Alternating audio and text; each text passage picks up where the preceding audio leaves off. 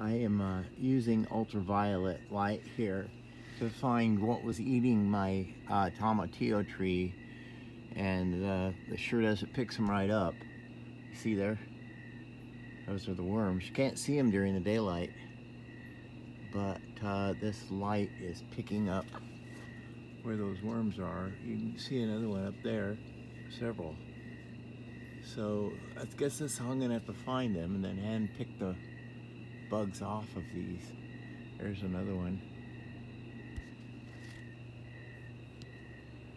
So, there's another big one. So this is a pretty good way to find the bugs on the.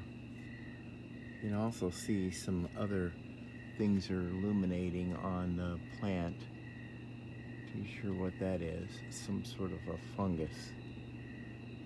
It's showing up on this one too.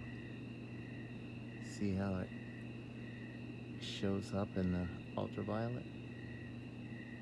Quite unusual. Well, that's just on this one plant.